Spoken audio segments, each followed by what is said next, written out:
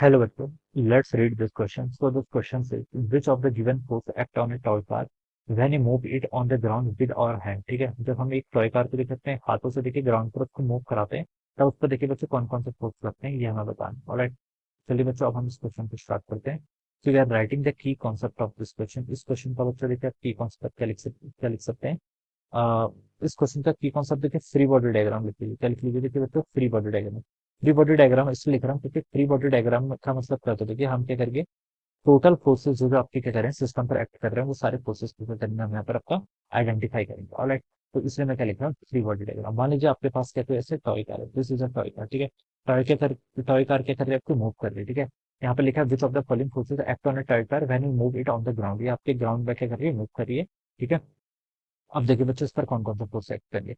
सबसे पहले देखिए ये टॉय कार के पास क्या होगा, कुछ ना कुछ मास होगा, कुछ ना कुछ मास होगा। तो हम बता सकते हैं this toy car is attracted towards the centre of the earth. ठीक है, with the force of MG, MG force लेगा। ये फोर्स कौन सा आएगा आपका, this is the force of gravity. Gravity के फोर्स के कारण हम बता सकते हैं ये टॉय कार को अर्थ क्या कर रही है, अपनी तरफ अट्रैक्ट कर रही है with the force of MG. ठीक है, एक तो ये फोर्स आएगा। अब इस एमजी फोर्स के कारण देखिए इस टॉय कार की टेंडेंसी है इस ग्राउंड के अंदर को आने की। ठीक है, नीचे को जाने की टेंडेंसी है क्योंकि एमजी फोर्स की डायरेक्शन वगैरह towards the centre of the earth. और इस फोर्स के कारण इस बॉडी की टेंडेंसी है सेंटर ऑफ द अर्थ की तरफ मूव करने की। लेकिन देखिए जा नहीं पा रही, क्यों नहीं जा पा रही, क्योंकि ग्राउंड क्या कर रहा है, इसके मोशन को कंस्ट्रेंट कर रहा है।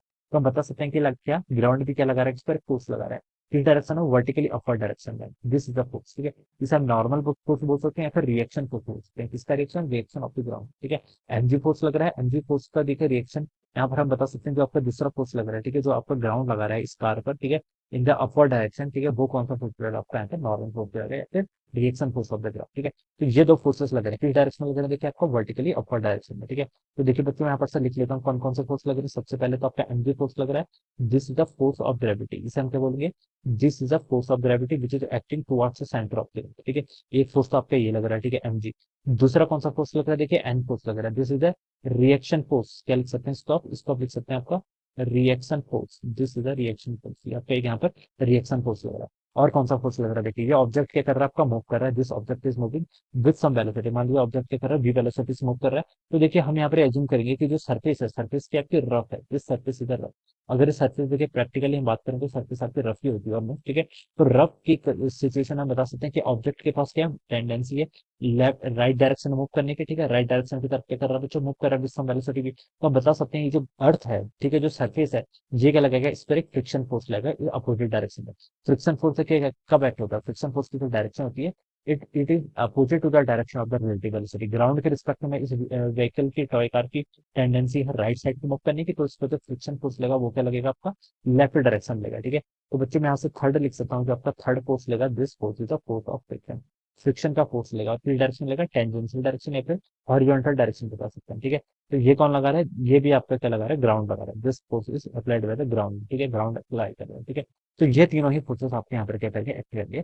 और एक फोर्स देखिए आप ये भी बोल सकते हैं कि जो हम अपने हैंड से लगा रहे हैं। ठीक है, अपने हैंड से हम जो फोर्स लाएंगे वो भी फोर्स करेगा आपको कॉन्टैक्ट फोर्स, यानी कि इलेक्ट्रोमैग्नेटिक फोर्स की कैटेगरी में आ सकता है। ठीक है, तो चलिए देखिए ऑप्शन की तरफ मूव करते हैं। तो फर्स्ट ऑप्शन पे लिखा देखिए फ्रिक्शन फोर्स। ठीक है, तो फ्रिक्शन फोर्स लेगा, दिस इज करेक्ट। कौन कौन से फोर्सेस लगेंगे वो हमें बताना है।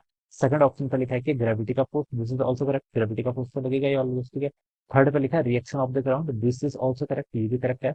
फोर्थ पे लिखा है आपका potential energy, this is incorrect. Potential energy कोई फोर्स नहीं है, potential energy is not a force. Potential energy क्या होता है, पोटेंशियल एनर्जी तो आपकी एनर्जी होती है, energy by the configuration, configuration या फिर हाइट के कारण जो एनर्जी आती है, जिसे हम क्या बोलते हैं, आपका पोटेंशियल एनर्जी बोलते हैं। ठीक है, तो फोर्स की कैटेगरी में वो नहीं आएगा। ठीक है, तो यहाँ पर आपके कौन कौन सा ऑप्शन करेक्ट होंगे, फर्स्ट ऑप्शन के लिए यहाँ पर देखिए आपका सेकंड एंड थर्ड। तो फर्स्ट सेकंड थर्ड देखिए आपका सी ऑप्शन पे गिवन कर रखे हैं, only first second and third. तो हम बता सकते हैं कि यहाँ से आपका ऑप्शन सी क्या होगा, this will be the correct answer of this question. Alright, so I hope you all understood this concept. All the best and thank you so much.